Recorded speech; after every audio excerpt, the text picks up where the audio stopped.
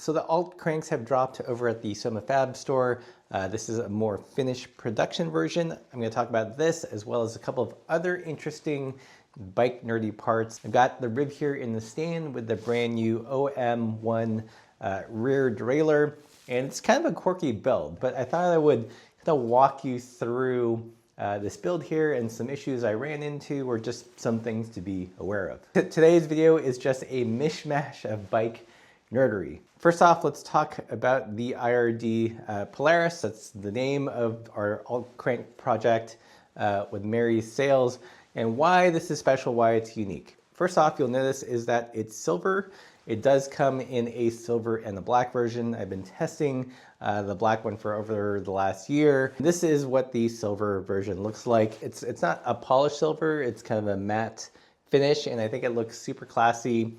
Stands out without standing out too much. Other things that you'll notice about this are the chain rings are smaller than your typical road chain rings. You guys know I am a huge fan of subcompact doubles, especially when you combine them with a wide range cassette. I think it just gives you all the range without resorting to a triple, and a lot more than you can get with a 1x. This crank set will ship with actually 3 rings, if you can believe it. 4226, that is the double combination, as well as a 38 tooth direct mount ring. 4226 with something like an 1140 or 1142 cassette. You get a high gear inch of about 105 gear inches, which I think is like high enough, and you get a low gear inch of about 17 gear inches.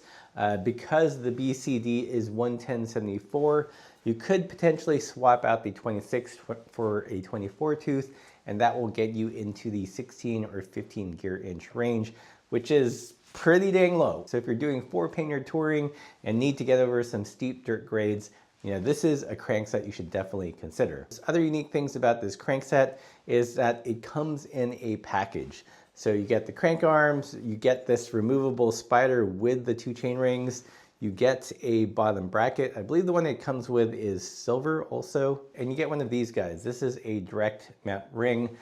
You actually get a 38. This one is a 32. Again, these were kind of prototypes that they sent me. What's cool about this is that it's actually fairly difficult to find a 38 tooth direct mount SRAM 3-bolt ring. For whatever reason, it's kind of that gray zone between mountain and road, and it's kind of hard to find this, especially in just like plain silver. A little bit more about what makes these cranks, I think, kind of unique is that it's built around the Shimano Haltech 2 bottom bracket, so 24mm spindle, but it combines that with the SRAM 3-bolt mount system.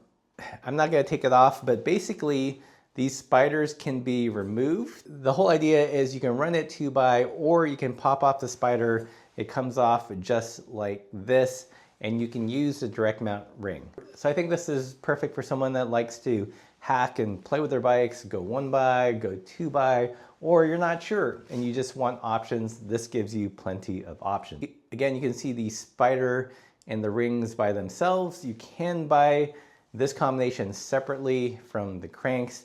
And what's cool about this is that these work with the brand new Paul cranks. You have to adjust your square taper bottom bracket just to get the chain line right. I think I ended up getting a 103 or 105 millimeter spindle, and it worked with these direct mount rings. And of course, because these are 110/74 BCD, you can swap out the chain rings however you like. You can go as low as a 24 on the inner, and in terms of the outer chain ring, really, sky's the limit. You could get like a 46 or a 44. So you can really fine tune the range. In terms of what bikes this would work on, since it uses more of like a mountain bikey spindle length, I've mounted this on the double cross in a 2x configuration. So that's a bike with a 68mm bottom bracket shell.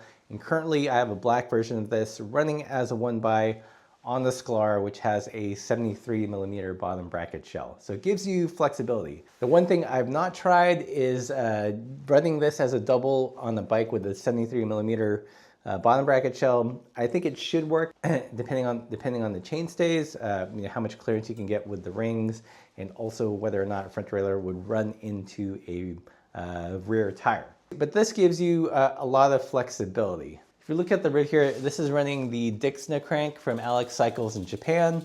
Again, 110/74 Shimano Haltech bottom bracket, non-removable spider, fairly low Q factor, so you can run this on a bike with a 73 millimeter bottom bracket. If you require that low Q, then this is a way to go. Other things about this crank is that it does come in 3 spindle lengths. I believe a 172, 170, and a 165. I was really pushing for like a 160, maybe a 155 option. But with the current forging, that's what they can do. Hopefully in the future, with any kind of luck, if they're popular enough, maybe we'll get shorter crank lengths. So these go to 165. I've used these cranks, or these chain rings at least, on several bikes, and they work great. I usually just run 11 speed chains, and works well with that, although they say it is compatible with up to 12 speed chains. And who needs more than 12 speed? These are out now. I'll put the links in the description below. For me, they really tick most of the boxes. You know, I love the color. I love the chainring combination. 4226 paired with an 11-40 or 1142 is just a really good like adventure touring or heavy stuff carrying on a bike gearing. You get way more range than a 1x, almost as much as, about as much as you can get with a 3x, but in a more kind of compact, simplified package. Usually when I ride this, I tend to think of this as a 1x with an extreme bailout gear. The idea is when you pair this with an 11-40, 1142, you're pretty much in the big ring about 95% of the time. So you're not going back and forth, even on like rolling terrain. And you really just drop down into the smaller chainring when you're carrying stuff or going up a mountain pass. Another great option before this came out are the Spa Cycles cranks. But again, those are square taper and they ship from England. So now there's the added cost with the exchange rate and tariffs and all that stuff. So again, you can get the whole crank bundle, which is the crank arms, the 2 chain rings, the spider, the direct mount, and the bottom bracket. Or you can get just the spider rings alone and run it on your own SRAM 3-bolt cranks. I haven't tested all of them, but I can vouch that they do work with the new Paul cranks, and it's a pretty classy look. Okay, another product that we're gonna try out today is actually this guy. This probably looks familiar. This is the Twisted T-Rack from Hot Cycles.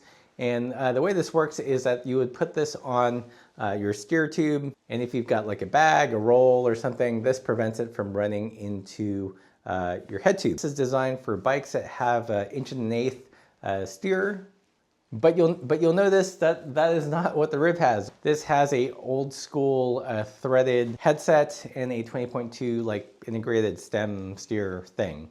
What Hot Cycles has done recently, which we're gonna install now, is they made a special shim for it. This is basically a reduction shim that should fit your quill stems, and you can combine it with a Twisted T that you might already have, or you might get a new one, and it just slips in like so. There's a little bit of a flange there to catch it, and then you can use this on your old school quill stem bike, which we're gonna do right now. All right, so this is a Riv, and you'll notice that this actually already has something very similar. This is by a brand called Hitch Cycles. I believe they're based in the Philippines, but they are no longer making this. So if you want something equivalent that's readily available in the States, then the Hot Cycles Twisted T and shim is your best bet. I've not undone this quill in a long time, so hopefully everything comes out pretty easily. Okay, I got this off finally. I had to undo the front trailer and all the brakes. The cabling was just too tight. What are you gonna do? Okay, so we're just gonna undo this guy, and we'll see how the Hot Cycles works. Okay, so I've got the shim already kind of pre-installed, if you will. This should just slide onto the quill. Easy peasy. Easy peasy. Famous last words. Okay. So able to slide it on together. Tighten it a little bit so it stops slipping down. Get this on somehow. Man, I didn't realize I had put the cables on so tight. Come on. Okay, so here's the closer look. You can see the shim there. I should probably adjust this notch so it's over here, but it's looking pretty clean. Nice. You can see how this functions. You would put your bag here, and this just prevents the bag from rubbing onto your head tube and kind of generally holds things a little bit more upright. Because it is a quill stem, you've got options to move this down infinitely.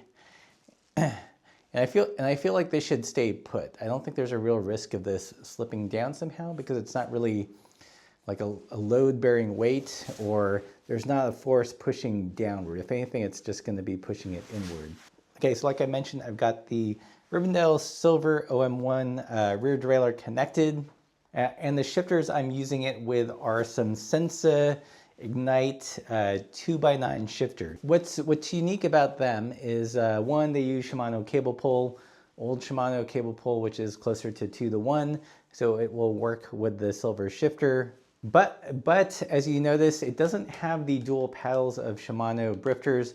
This is a single paddle design. So although it pulls Shimano cable pull, it works like a SRAM double tap lever. So with a normal derailleur, one click would go into a harder gear, and that like two-step click would go into easier gear. But here it's completely reverse. One click goes into an easier gear, and two clicks goes into a harder gear, which is a little bit strange. If you've used Shimano, if you've used double tap in the past, this just kind of breaks your head a little bit. But I'll show you guys how it shifts. So right now I've got it on the big ring and the big cog on the back. This is the detension state of the derailleur. It just naturally wants to do that, and we add tension to bring it down into the smaller cogs. So again, it's a double click motion to get down, which is kind of weird if you're used to double tap. And then to get back up or get into lower gears, it's a single click. And these shifters work with these IRD front derailleurs. So lower, smaller chainring, and into the bigger chainring.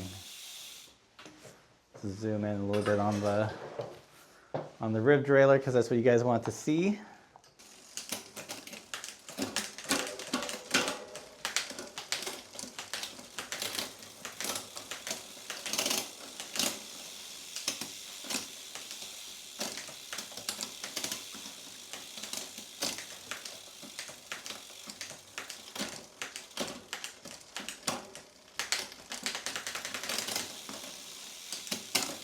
So what I'm finding is that I'm really having to kind of fight my brain a little bit, remembering to do this kind of preload and then a committed shift to go into the harder gears. It's not the end of the world, but just like a funny quirk of this. This is a closer look at those Sensa Ignite levers. And some places, again, this is like an Olifine. Some places you can actually get these in silver. So I think I had meant to get silver, but they didn't have silver at the time, but it seems like some vendors have it. I had to buy a couple things to make this work because previously I had the Paul Modelites and it works fine with mountain bike brakes, but they don't use the same cable pull as road drifters. So I picked up some very inexpensive Shimano Alivio V brakes. Do you guys remember those? I think these were like 15, 17 euro. And to make it work with the drifters, since they don't work natively by themselves, I had to use something like a Problem Solver's travel agent. Who remembers these? Clearly this is a knockoff, but it seems to work pretty good. I've used these in the past. It's been a while, and I remember hating them, but actually they're not too bad, and they work really well in terms of giving you the appropriate cable pull. And I gotta say, for maybe about like $25 per caliper and adapter all in, this gives way better braking than like really cheap mechanical disc brakes. After all, rim brakes are disc brakes. This is the biggest rim. This is the biggest disc on the bike. This isn't a review of the silver rear derailleur just yet. Just wanted to show you some of the quirky things I had to do to the bike to get this going, as well as share with you guys some interesting bike nerdy bits I've been playing with over the last couple months. I'm going to take this out later this week, and we'll probably film a ride using the shifters and the rear derailleur, give you guys our impressions on one of our favorite routes in Girona. And speaking of that, if you guys enjoy this video, consider picking up our route guide from the merch store. It's the way that we keep this going on, or buy some shirts. Again, AdSense kind of pays like crap these days. And if you like this focus on interesting, quirky, I don't want to say old school, but just like mechanical bike parts, then please consider supporting the channel by joining us on Patreon or picking up some merch.